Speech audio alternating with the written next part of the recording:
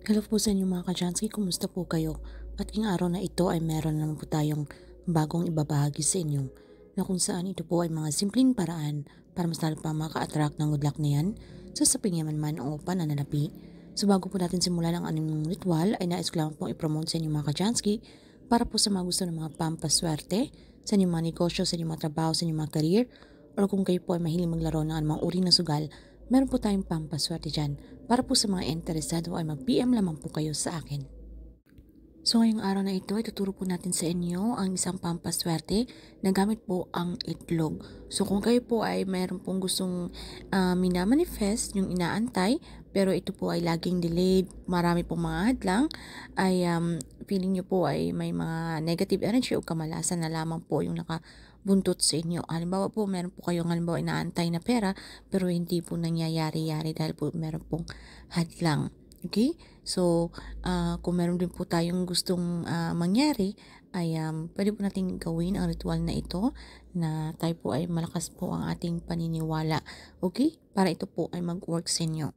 So, gawin nyo lamang po ito mga ka-Jansky sa umaga between 6 to 8 a.m. Okay? 6 to 8 a.m. lamang po natin pwedeng gawin ang ritual na ito.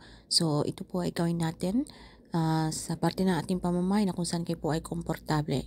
Na pwede nyo pong gawin ang ritual na ito na wala pong mga distraction. So make sure na naka-off ang inyong mga telebisyon, ang inyong mga radyo, nakasalant ang inyong mga phone para kayo po ay makapag-focus. So aside po sa itlog natin kakailanganin dito mga ka-Jansky, ay kailangan din po natin dito ng essence stick, okay?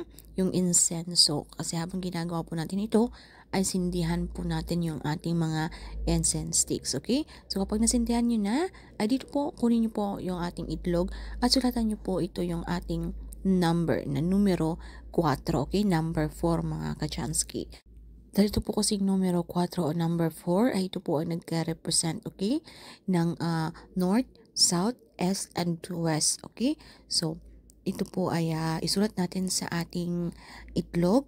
Then, pagkatapos nyo pong sulatan, hawakan nyo po ito at lapat nyo po ito sa inyong mapipig na inyo po ay parang binubulungan. Una po ay atin po itong dasalan para mas lalo pa maka-attract or ma-activate yung energy dito sa ating ginawang itlog.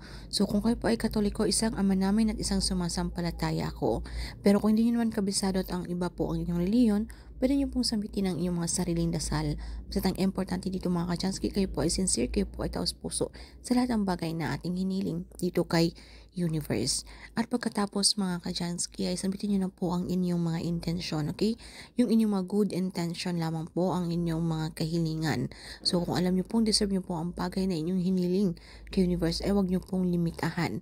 Dahil kayo naman po ay nagsusumikap sa buhay, hindi po kayo tamad, kayo po ay walang inaagrabyadong tao, hindi po kayo nanlalamang, kayo po ay matulungin sa inyong kapwa.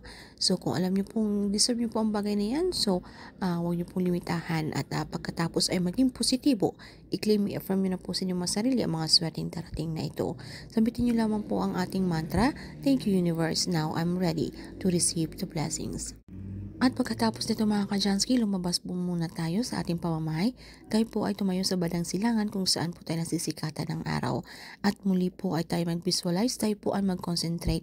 Pasikatan nyo lamang po ito ng kahit ilang minuto lamang po dahil alam naman po natin na ang sikat ng araw ito po ay napakamaswerte.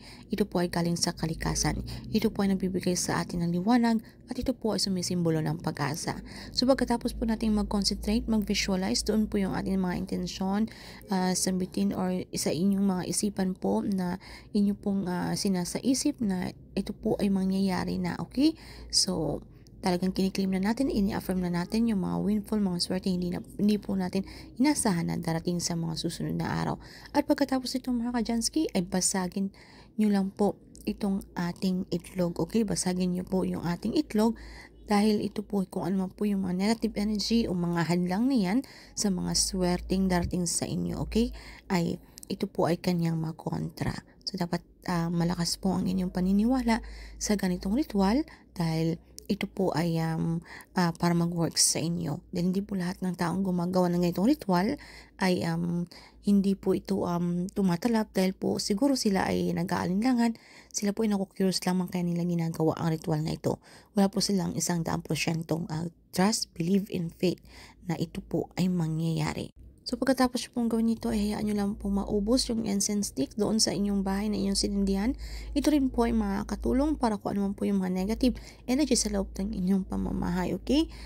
Ito po ay maganda, itong incense sticks na ito. So hayaan nyo lamang po ito hanggang sa maubos.